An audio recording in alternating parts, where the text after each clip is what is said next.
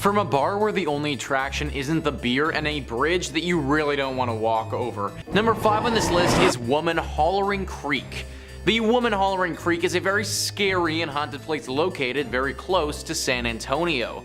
It's haunted by a very dangerous ghost of a woman. The legend says that a woman who was in a horrible marriage, one where her husband would sadly abuse her, started to lose her mind. She fell into a deep depression and in the creek that we're looking at, drowned her.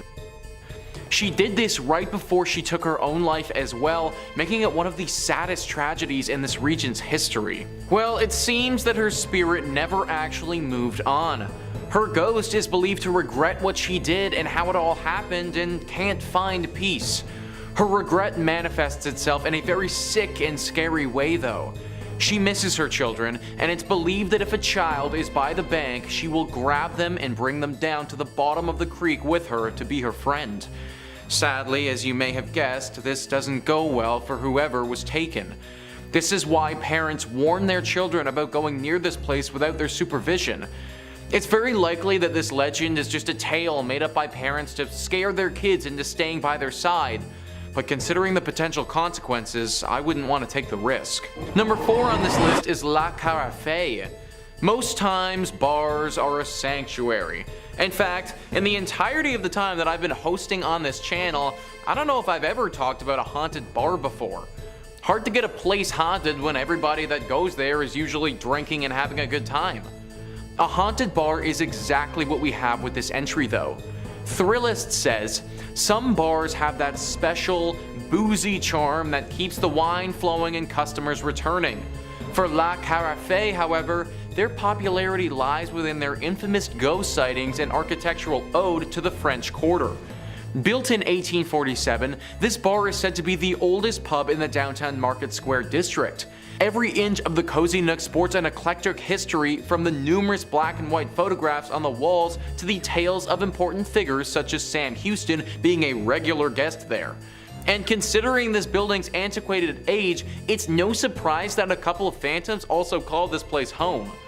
Among the rumored residents is a former bartender named Carl, who still clocks in for his shift and keeps an eye on the establishment, especially on the second floor, which is reportedly vacant after closing time. Customers have also reported glasses breaking, hearing heavy footsteps and eerie bangs, and sensing cold spots in the bathroom. This is definitely a weird one because nobody really knows why this place is as haunted as it is.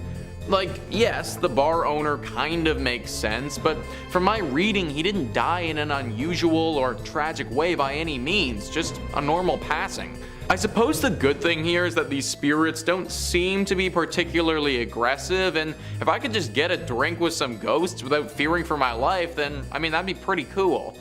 However, ghosts are unpredictable to say the least, and I'm sure that there are plenty of other bars in Houston that aren't haunted where you could grab a beer. Number 2. The Death Fields. There is a stretch of I-45 highway between Houston and Galveston that is notorious to locals due to the string of violent, horrific crimes that have all occurred there since the 1970s. Since the first body was discovered, it's been thought that anywhere from 33 bodies have been discovered there, and the truly horrifying thing is how little police and authorities seem to have on this case. Initially, detectives believed that this work was that of a serial killer, due to the sheer number of bodies being found in the area, but over time some have wondered if it could be multiple criminals. Most of the victims have been young women, typically around college ages. The FBI has said that the agency's behavioral experts have created a profile of a possible killer, but there are no known witnesses to any of the crimes and no common person to connect them all. An official statement that was given by the FBI said that the signs point to one killer, although multiple killers can't be ruled out. Given the nature of the area where the bodies were found, it was likely someone with roots in the area, someone who would have known these fields were a good place to hide a body. In 1998, a man named Edward Howard Bell was arrested and claimed to have been involved in the deaths of 11 girls in Galveston County. And although he was a suspect, in the aforementioned I-45 case, police unfortunately didn't have enough evidence to tie him to those larger crimes. Only one death on the I-45 was ever convicted, when Louisiana police arrested Kevin Edison Smith in 2009 on a completely unrelated charge. A DNA test found that it matched the body of a girl who had disappeared from Texas in 1996 and whose body was tragically found on the I-45. From this confession and conviction from two different criminals, it's suspected that multiple people were involved in these grisly crimes. Hopefully one day this case can be closed for good and the I-45 can go back to just being a highway. And number 1, the servant girl Annihilator. Perhaps one of the most infamous criminals to ever live in Austin, and to this day is still anonymous and possibly will forever. The servant girl Annihilator, absolutely brutally named, I cannot believe they called him that, was a serial killer who preyed on young women in Austin between 1884 and 85. He is thought by some to be America's first serial killer, hardly a badge of honor if you ask me. He attacked wantonly, and despite his name, he was not exclusively targeting women. He fatally attacked 7 women, 1 man, and additionally seriously injured 6 women and 2 men. All of his victims he would attack indoors while asleep and then would finish the job outside, leaving them to be found. His victims were all posed in similar manners and were all found with a sharp object inserted into their ears. Texan lawman started a manhunt for the criminal, arresting 400 men in the year of 85 in a desperate attempt for any leads on who was terrorizing the community. Interestingly, the top theory of elected officials at the time was that the servant girl Annihilator couldn't possibly have been committing all of these crimes by himself as one lone deranged criminal, but rather an identity shared by a group of men carrying out heinous acts all together. Now, in the end, no one was ever successfully accused of being the servant girl Annihilator. And what happened to him was additional police patrols and civilian militias around Austin ended up scaring the Annihilator off. Or so you think. A theory, although an outlandish one, is that the servant girl Annihilator would move to London to continue his crimes, as 3 years later, the Whitechapel killings would start and Jack the Ripper would terrorize the streets of London, leading to some people suspecting that maybe these 2 lunatics were connected in a way. Think about that, a globe-trotting serial killer wasn't content with just one, had to move, get 2 different scary nicknames. Imagine if both your nicknames were Servant Girl Annihilator and Jack the Ripper. A little much for one guy, if you ask me. Coming in at 5, Arlington Screaming Bridge. Now this Texas legend will quite honestly make your hair stand on end. Legend has it that one full night more than 50 years ago, several teens were carpooling home after their high school football game. Still riled up over the victory, driving responsibly definitely wasn't of utmost importance to the young teens. The bridge running through Arlington's River Legacy Park was just wide enough for 1 car at a time. You can probably guess where this is going. The teens hooting and hollering drowned out all the noise, like that of a vehicle that had no working headlights.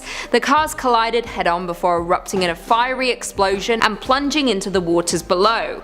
Nobody survived. The bridge is now closed to vehicular traffic, with the site only accessed on foot. However, it now has a new name gifted to it by locals, Screaming Bridge, a name which was coined after the first brave souls went exploring along the bridge and experienced events that can only be explained by the supernatural. Legend has it, if you stand on the bridge and gaze into the river below, you'll see a tombstone for each of the deceased with their names, date of birth, and death. Visit at midnight on the anniversary and you'll hear 2 cars screeching towards each other before colliding. Coming in at 4, the nurse at Bexar County Hospital. If you ever find yourself in Texas, whatever you do not find yourself at the dilapidated Bexar County Hospital, because it is supposedly housing the spirit based on an American serial killer called Janine Jones. Now, the real-life killer is responsible for the deaths of up to 60 infants and children in her care as a licensed vocational nurse during the 1970s and 1980s. In 1994, she was convicted of murder and was sentenced to 99 years in prison with triple credit. Now, the legend of the nurse at Bexar County Hospital is similar treading, with legend stating that a murderous spirit used to wander the halls killing patients in order of their room number, first 201, then 202, 203, 204. It began in one ward where patients all began asking about one particular nurse. However, when the staff checked the security camera, they found the patients speaking to seemingly no one. They saw the curtains close on their own, tracheotomy tubes get pulled out by an unseen force, but then, very quickly, the patients began dying in their room number order. Like I said, many Bexar County locals believe the legend to be based off of Janine Jones, but what do you guys think? Coming in at 3, Summit Elementary School. In Amarillo, Texas, there's a haunting legend surrounding a closed and abandoned school that everyone avoids. The Summit Elementary School is one of the most haunted locations in all of Texas, and its dark history makes it a hub for ghosts and spirits alike. The school was open up until 1972 and is haunted for numerous reasons, including a janitor who killed students and stuck them in the boiler, racially motivated murders that took place in the school, and murdered prostitutes hidden in the walls. These are just a few of the legends surrounding the terrifying building. Worse still, legend has it that if you're brave enough to visit the abandoned school at night, your car may do strange things. Swings will move by themselves and you might even hear voices coming from the walls. Honestly, this school is beginning to sound like the one from Marianne, which is a French horror series you all need to watch immediately. Do it. The Queen demands it. Number 3 on this list is the Driskill Hotel. This hotel is located in Austin and has a very haunted history. Thrillist says, you might not think the Driskill is haunted based on its clean and recently renovated interior or its brief, stunning appearance on AMC's Texas-brimmed drama, The Sons, but it's loaded with plenty of stories that keep even the most adventurous guests running from these historic halls. Consider the girl who fell to her death down the grand staircase, the brides who killed themselves in the bathtub of the same room exactly 20 years apart, and the reports of Colonel Jesse Driskill checking on his hotel, cigar still lit in his mouth. These spirits have haunted many people throughout the years of this hotel's operation. So many reports of sightings and feelings of presences have been had. Lots of people say that they'll feel someone over their shoulder, touching their hair, or a hand on their back, but when they turn around they don't see anything at all.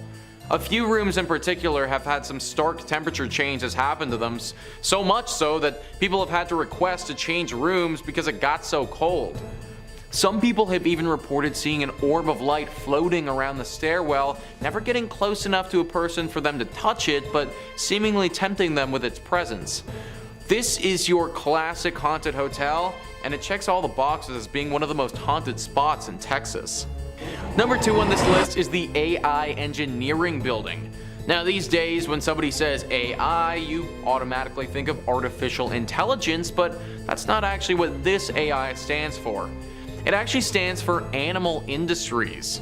Texas Highways says in 1959, Roy Simmons, foreman of the meat locker in Texas A&M University's old Animal Industries building, was performing a bit of a routine butchery on a slab of bacon. As he was cutting toward himself, the knife slipped in his hand, stabbing his leg near the groin. The blade cut open his femoral artery.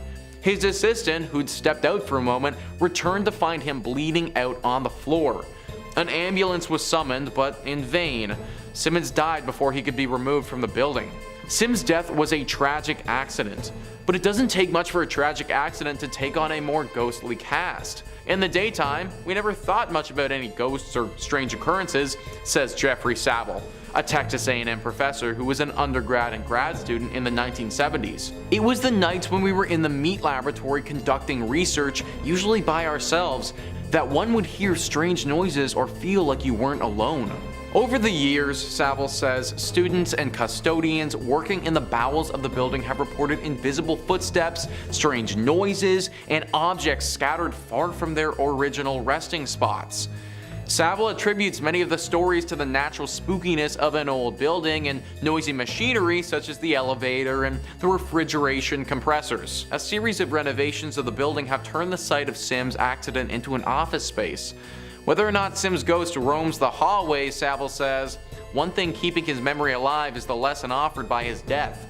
It became a precautionary tale each semester as we visited with students about safety and meat cutting. It gets their attention when you tell them that somebody lost their life because of a knife accident. And I imagine it also gets their attention when his literal ghost is haunting them as they try to learn. If you're big into Animal Industries, then maybe look at some other schooling options before settling in on Texas A&M. And finally, number 1 on this list is Goatman's Bridge. Now this bridge isn't the greatest of all time like the name might suggest. In fact, it's probably one of the worst bridges of all time based on how freaking haunted it is. It was built back in 1884 and initially was used as a very popular spot to move cattle across. Over the years, a tragedy struck this bridge that has it being haunted by a dark and demonic spirit. It's a sad story where a colored goat farmer was murdered by some Klansmen on this bridge many years ago. It's believed that the demonic spirit that haunts this place now is that of this goat farmer who was horribly wronged back then. Locals around this area do not go over this bridge at nighttime unless they really have to. So many sightings have happened over the years where people will go over the bridge and be met on the other side by said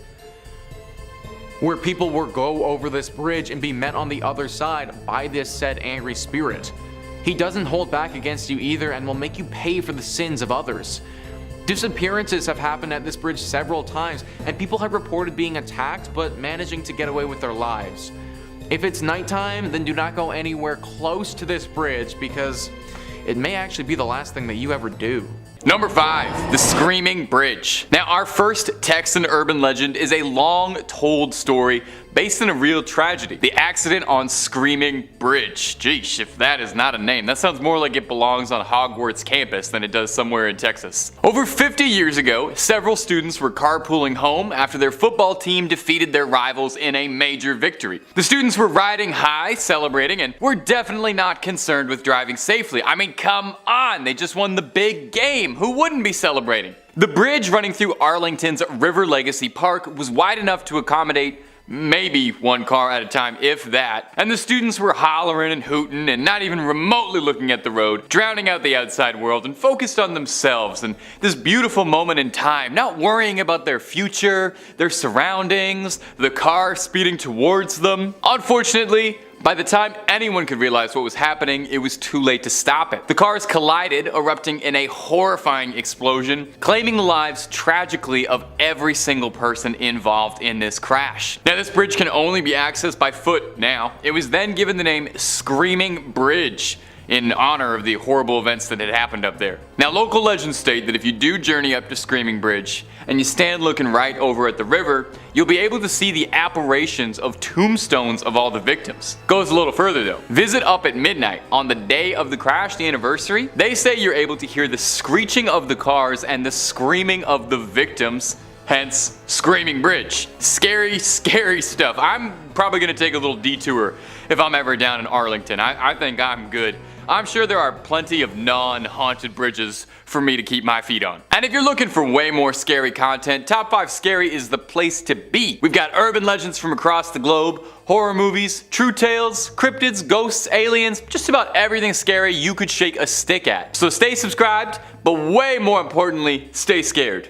And hey, stay watching this video, okay, before you check out the rest of the channel. We got way more cryptids and urban legends to go. Number 4, the Chupacabra. The Chupacabra is one of my absolute favorite cryptids out there. I love the variants and sightings and legends because sometimes, depending on who's telling the story, the Chupacabra is described as being like an alien, reptilian, like horrible little goblin guy that runs around on all fours and is from another planet and sucking all the goats. And then sometimes in some stories the Chupacabra is just like a weird looking dog. I love it. Not all cryptids need complicated lore. Sometimes they're just a weird looking dog. Now, legends of the Chupacabra stemmed initially from Puerto Rico.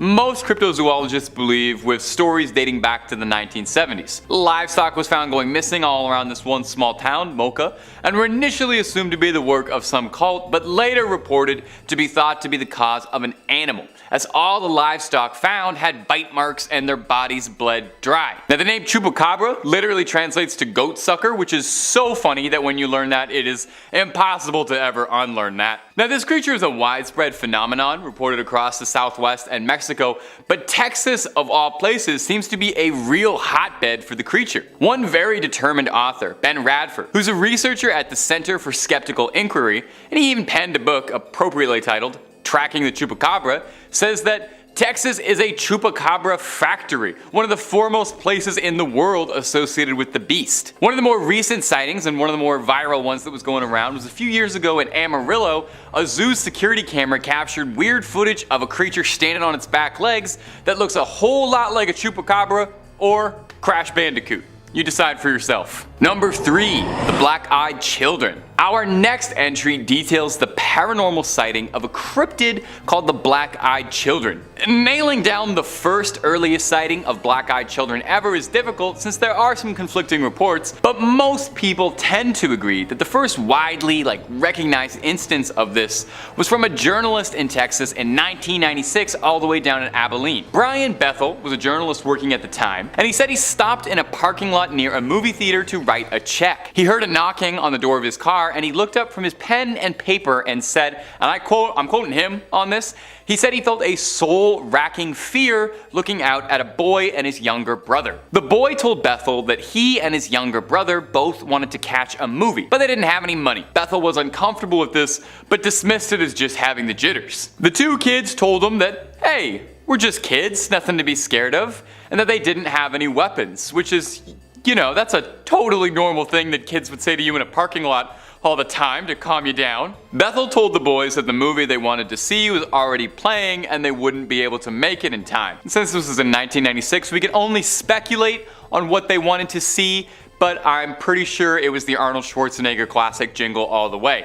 Anyway, Bethel said when he broke eye contact with the young little weirdos, he found himself completely swallowed by his own fear. The boy's eyes then became completely black, obsidian as midnight on a moonless night. Bethel's story kickstarted a number of sightings of these black-eyed children across Texas and even showing up in other states. No one's got any idea just what they were or what they wanted really. What are they? What are their goals? Were they even human or just creatures sort of masquerading as humans? And did they really just want to see a movie and maybe he should have just driven them down to the Cineplex?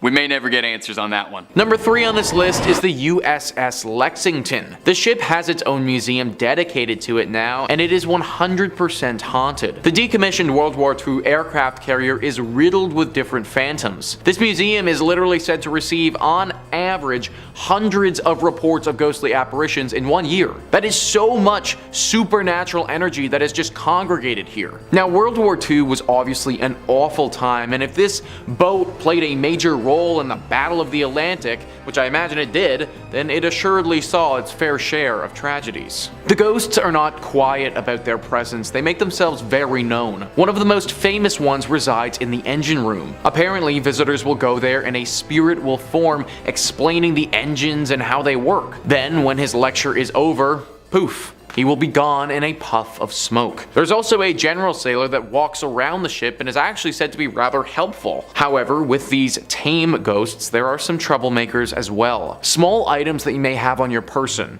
a wallet, a watch, a phone, a keychain, anything like that are often reported missing after people get on the ship. If you do intend to go here, then hold on to your valuables very closely and get ready for a long lecture on engines. Number 2 on this list is Bragg Road. For over 100 years now, this road has been haunted by a very strange and ghostly light. It's been seen by hundreds of people during that time, and nobody can explain it. Texas Highways says, in the heart of the big thicket is Hardin County, and in the heart of Hardin County is the infamous Bragg Road, home to countless sightings of the ghost road light that appears to nighttime travelers on the road between Saratoga and the defunct village of Bragg Station. Before the current road was built, the Arrow Strait clearing served as Santa Fe Railroad's branch line built in 1903. From its inception, locals considered the line haunted by Mexican laborers murdered by a thieving foreman, a deserter shot by Confederate soldiers,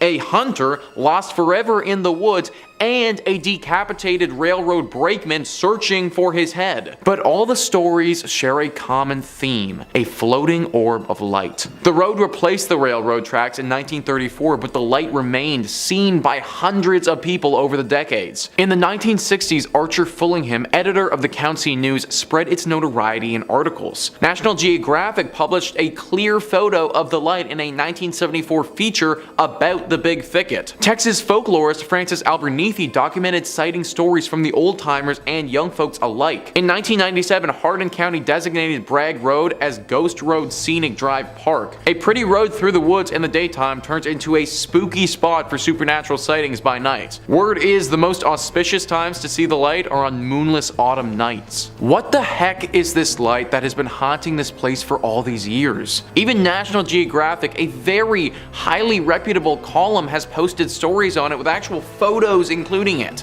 If it's a manifestation of some of these ghosts, then which ghost is causing it, and maybe more importantly, is it dangerous? If you want to find out, then you need to head to Bragg Road and look for yourself, but I wouldn't recommend it, honestly. And finally, number 1 on this list is the Yorktown Memorial Hospital. This hospital is definitely up there as one of the most haunted spots in Texas, and could even make a play for the most haunted spots in America. It was built in the 1950s and managed by the Roman Catholic Church for a few decades before eventually closing down in 1986. Then for 8 more years until 1992, it was a drug rehab facility, but finally in 1992, it closed for good. Since then, it's been abandoned and gained some very serious ghostly legends by the locals. One of the most famous demonic creatures that resides here is this black specter with bright glowing red eyes. It's not shy either and will attack you if you're here alone or in a vulnerable state. This is the most famous of the presences here, but it isn't alone. The ghost of a man who appears to have a bullet wound directly in his forehead is also said to live here. His ghost is a lot less forceful than the dark demon though, and is said to just show himself to visitors rather than attack them. The spirits of nuns are said to be on the 2nd floor though as well. These spirits are similar to our demon creature and will claw and scratch at people who decide to come here. Along with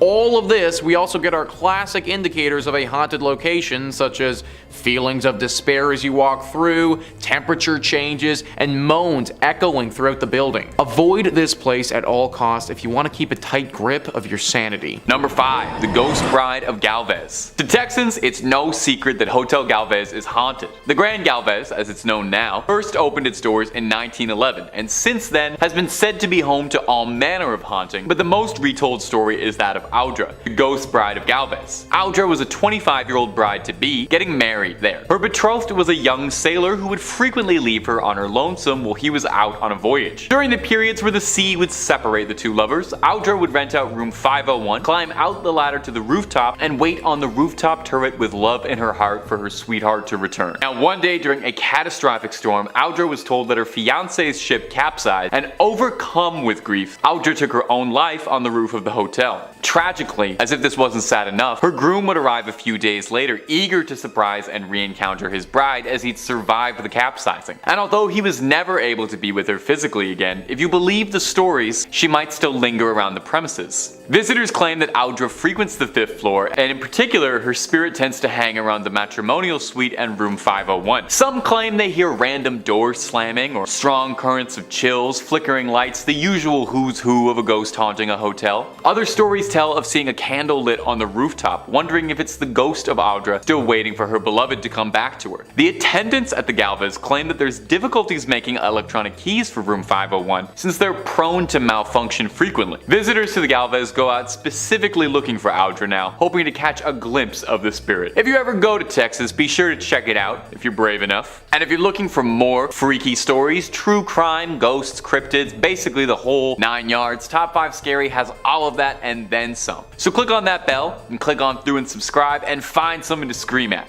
But do that at the end of this video, okay? We got way more mysteries in Texas coming up. Number 4, the Icebox Killer. The Icebox Killer refers to an incredibly grisly crime that haunted Houston, and if you believe the conspiracies, might be entangled in a much larger web of interest. Take a listen to this brutal crime. On June 23, 1965, 2 Houston police officers were sent for a fairly benign wellness check and went to investigate the home of a suburban family, the Rogers, Fred and Edwina, and their son Charles. Edwina's nephew was concerned because he hadn't seen or heard from his aunt in a concerning amount of time. The 2 officers went to check the house and got no response from a knock. A look around in the backyard, they found a makeshift barricade on the back door, which was more than a little suspicious, so they entered the house. One of the 2 detectives opened the the fridge instinctively and saw a pile of raw meat in the fridge. The detective dismissed it as boar or pig, and you can probably see where this is going. They opened the vegetable crisper and were disgusted at what they found: the heads of Edwina and Fred Rogers. Police suspected initially that the son Charles had been behind it, but why? No one was particularly sure. Now, here's where this already upsetting strange case gets wild. There are allegations that Charles Rogers was present the day of the JFK assassination, and some allege he was one of the 3 tramps photographed with police escort by Dealey Plaza. The conspiracy alleges that Charles Rogers, who was a former Marine and served in the Office of Naval Intelligence, was involved somehow in the larger assassination plot, and the claim is that somehow his parents discovered his involvement with the conspiracy and he had to silence them and flee. A bold claim, but Charles Rogers was never found. No proof of a body, despite being declared dead. Now, did he vanish? Or was he himself silenced to tie up a loose knot as part of something infinitely larger than himself? We may never truly have the answers for this one. Number 3.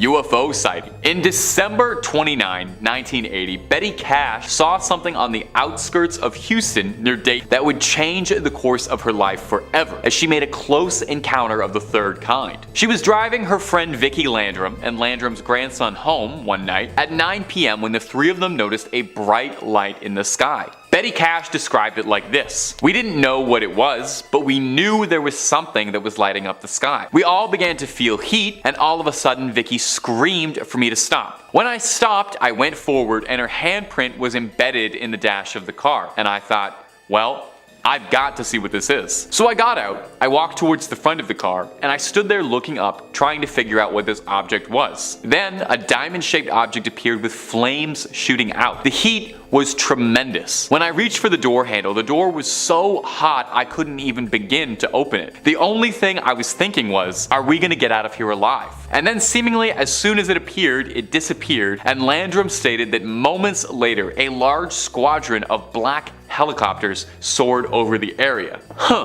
After the choppers cleared, Betty took the Landrums home and retired for the night. The next morning, however, Cash said she was extremely sick, suffering from nausea, vomiting, diarrhea, weakness, and an intense burning in her eyes. Now here's where things get curious. Landrum and her grandson all reported the exact same symptoms. Over the next few days, Cash said her symptoms worsened so much, with large blisters forming on her skin, she eventually had to be taken to a hospital where she was treated for radiation poisoning, and she lost large patches of skin and clumps of hair. To date, there has never been a conclusive answer to what happened to Cash and Landrum. The US government denied any involvement and said they don't have any diamond-shaped crafts like that in their fleet, and it wasn't from their government. Was the military testing new technology on unsuspecting victims? Was it a craft from another world touching down for a moment? There are so few answers and so many questions for this unsolved mystery. Coming in at 2, the Candy Lady. Now this very well might be one of the scariest urban legends I've ever read, and may result in a lot of you sleeping with the light on tonight.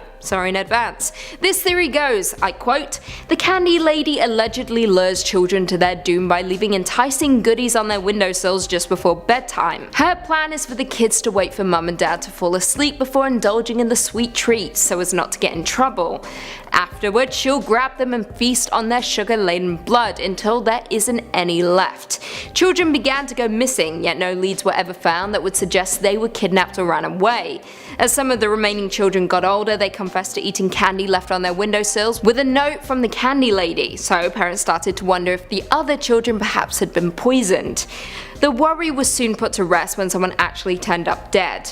Not a child though, but a sheriff's deputy who had been investigating the disappearances. His eyes had been stabbed out with a fork, and his pockets stuffed with candy. A farmer also found a child-sized set of teeth inside a candy wrapper one morning while tending to his fields. Very creepy.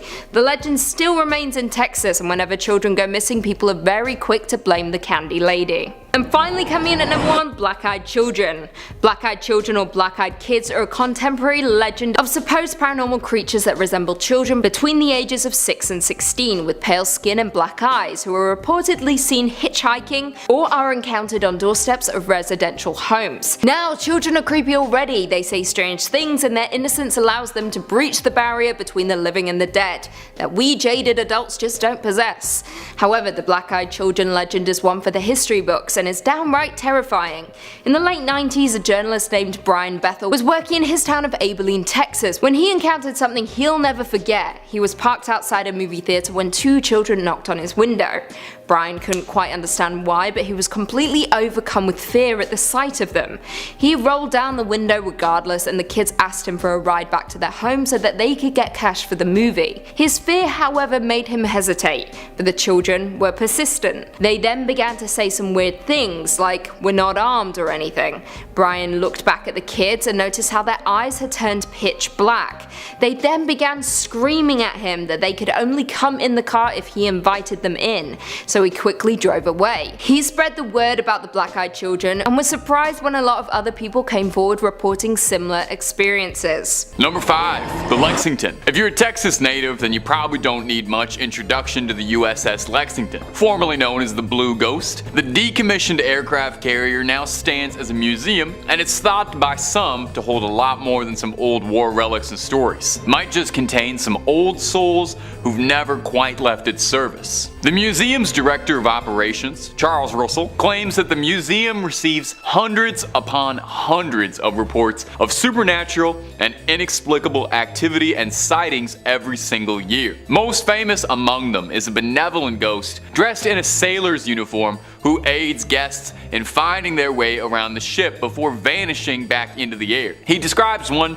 particularly vivid encounter with a spirit inhabiting his office where, after losing 6 pens over the course of a week, he found all of them arranged perfectly, laying side by side in front of his keyboard. He reassures visitors that the spirits who live aboard the Lexington are playful, not frightful. They're more like Casper in that regard, I guess. Other stories tell sightings and reports of hearing lost souls running for cover after a torpedo attack, describing running sounds and other strange noises in the hangar bay. The paranormal tour guide aboard the Lexington describes it as, this was their home and they don't want to go anywhere else. I kinda get it, you know? I'd want to live on an aircraft carrier, that seems pretty cool. I'd try to swing that as long as I could. Like most purportedly haunted locations, if finding something spooky in the cold steel of the Lexington truly interests you, the museum offers a paranormal investigation tour, where guests can spend the night with their own equipment in the hopes of finding someone to trip up your EVP meter. And if that ain't enough for you and you're looking for something spooky from the confines of your own home, well, we can hook you up with that real easy. Click through on Top 5 Scary, because we've got loads of videos about haunted spots, ghosts, ghouls, goblins, aliens, cryptids, conspiracies, and just about anything freaky you can think up. Stay subscribed, stay scared, but,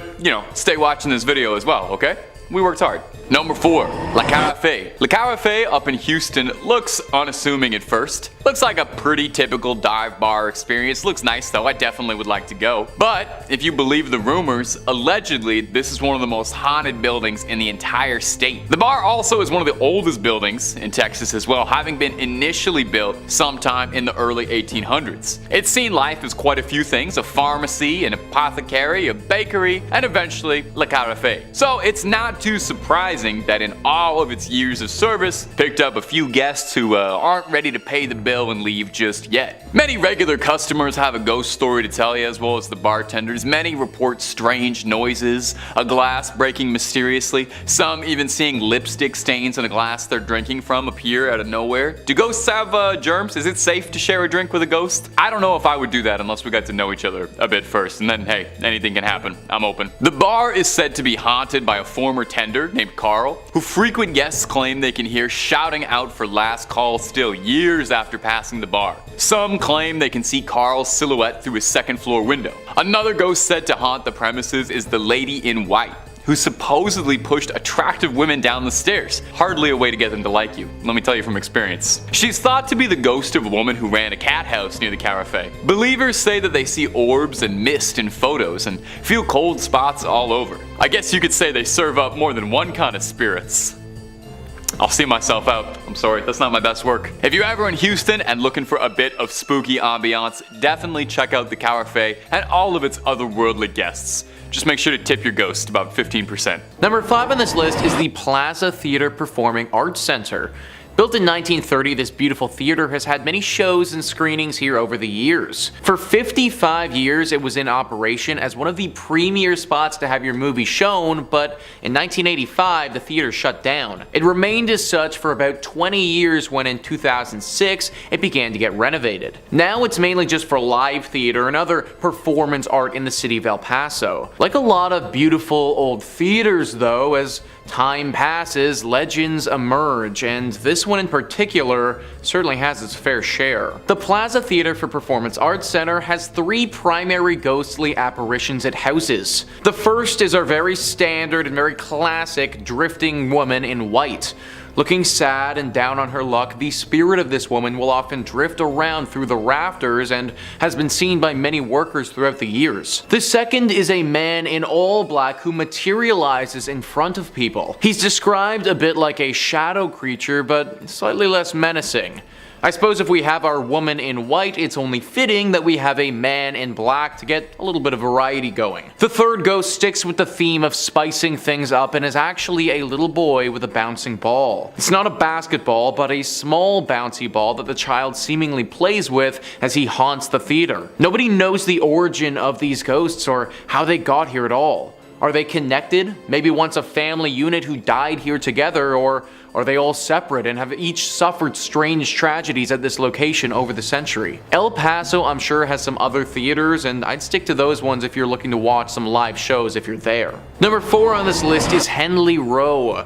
Located on the Texan island of Galveston on the Gulf Coast, this is the most famous haunted spot for locals in the region. Texas Highways writes, "It's not surprising that Hendley Row is a hotspot for supernatural activity. Completed between 1855 and 1858 for shippers and cotton brokers, it was the town's tallest structure during the Civil War. The roof doubled as a Confederate lookout for Union ships. Galveston and nearby barrier islands, history have been laced with tragedy. It was the site of a bloody Civil War fight, and serial epidemics of yellow fever decimated the populace. Hurricanes blast through regularly. The 1990 storm left up to 12,000 casualties in the worst natural disaster in U.S. history. No wonder Texas writer Brian Woolley called Galveston an old cemetery with a beach attached. The resident ghosts of Hendley Row represent aspects of Galveston history. There's the Confederate soldier seen on the roof and around the building. The bloodied teenage factory worker is a vestige of the building's cotton grading days. The lady in white and the running and playing little boy and little girl are thought to be 1900 storm victims. The upper floors house apartments and offices now, but Henley Market's glass ceiling reveals views of stairs and landings. During renovations, workers reported tools mysteriously moving around. Staff recall other spooky experiences as well. Some years ago, a friend gave her old photo of Dr. Wilbur from a house on Church Street that's always displayed in the shop. When Hurricane Ike inundated the building with 10 feet of water in 2008, the photo went undamaged while many other things were destroyed. Every year on November 1st, employees construct an elaborate Day of the Dead altar that includes the photo and lighted candles. Before closing, the staff follows a 3-person backup routine to ensure the candles are completely extinguished, even dousing them with water. Yet almost every single year, 1 or more candles are burning the next morning. I can't imagine working at a place where we had to light candles for our ghost altar. Like, that action alone would make me want to quit immediately. I suppose the one good thing is that the ghosts here don't appear to be particularly evil or wanting to inflict harm. Still though, waking up and heading to work is already a tall task as it is, but knowing that there's a dead little boy and girl waiting there, yeah, that's a solid no-go for me. Number 3, the Driskill Hotel. The Driskill Hotel is another shining spot in the state, said to be a hotbed of paranormal activity. Lone Star State, Lone Scare State, more like. With how many ghosts are said to live in this place, it's hard to imagine that you'd even be able to get a free room. One of the more notable ones is the owner, the cowboy Jesse Driskill himself, who built the place originally. Shortly after the hotel's construction, it's said that Jesse came under very hard times. So, desperate for money, Jesse gambled away the deed to the hotel in a game of cards, and was forever swallowed by this guilt, losing his cherished prize. It's said his spirit still resides in this hotel, in the room looking out at 6th Street and Brazos. A consultant once reported looking out of the window in this room and seeing a man dressed in old western attire puffing a cigar, asking, "Hey fella, what are you doing in my room?" When he flicked the lights on and off to make sure he wasn't seeing what he thought he'd seen, the varmint disappeared, leaving behind only a trail of smoke. Another notable ghost guests like to talk about is the Bride, the ghost of a distraught woman who ended her life in the early 1990s after her wedding was called off, as she blew through all her money in a desperate coping attempt. I get it. Guests say that they see her ghost towing bags up and down the halls of the hotel, still running mad. Now I'll leave you with one last good spooky story out of the Driskill. There was actually so many for this one. Definitely read up on it at home or visit if you're nearby. It seems like there's a lot going on. There's a painting on the 5th floor. It's a painting of a little girl holding a bouquet of flowers in one hand and a letter in the other.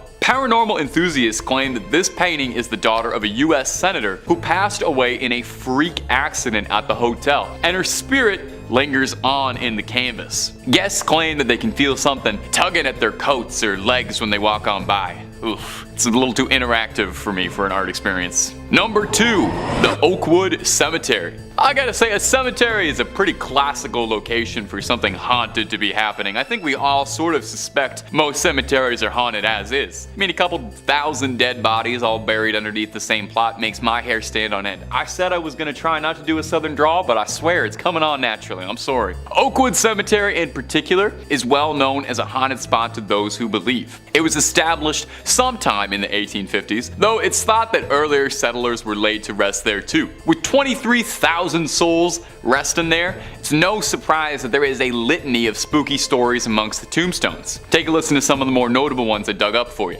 One in particular that gets retold is that of Eula Phillips, a young woman who was struck fatally with an axe on Christmas Eve. Not that there's ever a good day for that, but that's a pretty bad one. Her husband was found guilty, only to be exonerated later when it turned out that there was a series of victims all around the same area matching her profile. 8 others who all fell victim to this is unbelievable that any newspaper ever printed this name, the servant girl Annihilator.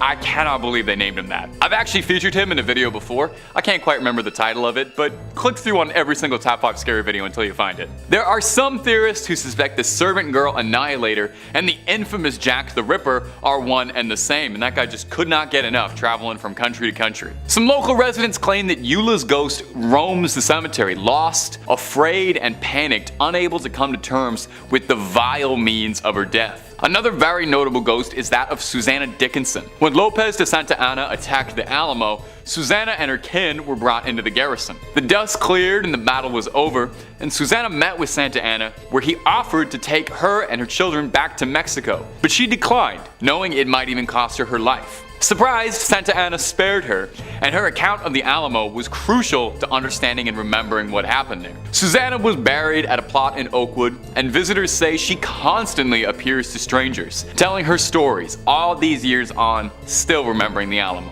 And number 1, Yorktown Memorial Hospital. About 80 miles southeast of San Antonio is Yorktown, a small community with a population that barely exceeds a couple thousand. Probably a good reason for that, because if the legends are to be believed, the hauntings at the Yorktown Memorial Hospital might be keeping people away. The hospital was built in 1951, where it operated for a bit, and was eventually took over by the Felician Sisters of the Roman Catholic Church, who kept the place running until late 1986 when it was abandoned. Where it still sits today, almost as if nothing's happened. It looks like everybody just packed up and left. It's said that over 2,000 people call Yorktown their final resting spot, with 500 of those all occurring during the small tenure of the nuns running the hospital. These days, of course, the hospital's sickly lime green walls don't really see a lot of patients. Mostly just ghost hunters and seekers of the paranormal looking for something lurking left behind. And if the stories are true, this place is filled with restless ghosts. Explorers report everything from disembodied voices to sounds of wheelchairs creaking,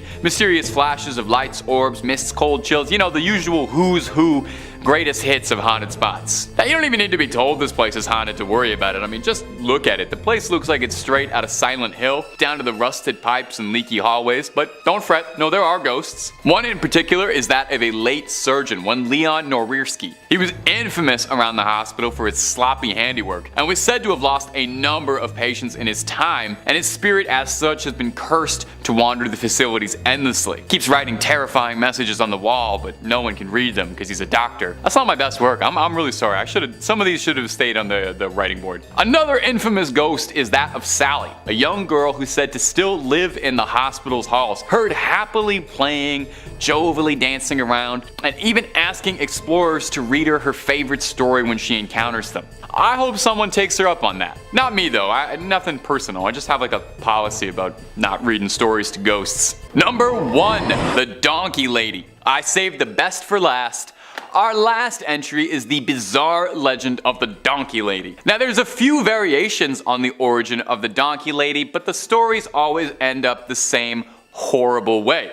And we'll get there in just a minute, but let's take it all the way back to the start. And to go back to the start, we gotta go sometime in the mid-1800s. The story goes that there was a family that lived near Elm Creek, way down in San Antonio. They had a modest farm property, a husband, a wife, and their children. One day, a $5 man from up north rode past their property and taunted the family for the donkey that they had. Not sure why you'd do that. He's clearly never seen a fistful of dollars. You never make fun of a man's mule. It's the fastest way to end up in a coffin. Anyway, the mule didn't take too kindly to being laughed at and bit the man over his taunting. This man was enraged and beat the donkey within an inch of its life, at which point the mother of the family came out and started to pelt rocks at this strange traveling donkey hater. The man couldn't just leave well enough alone, because as legend goes, later that night he brought a posse back to come burn down the farmhouse and blocked up all the exits to burn them inside, all over a donkey, allegedly. The farmhouse went up in flames. The only survivor, tragically, was the wife who initially had come to the donkey's defense. As she ran out of the home, her skin soaked in flame, her hands melted down to little stubs, her face deformed, skin sagging off the muscle, crispy and black, long, like a donkey's snout. She ran into the night and hurled herself into the Elm Creek, which is the last place anyone had ever seen her. Today, there's a bridge called Donkey Lady Bridge over Elm Creek, where locals claim that they've seen a creature with a donkey's face screaming at them from the window of their car. Legend has it that the spirit of the wife haunts this area and torments those who cross her bridge while grieving the unfortunate loss of her family.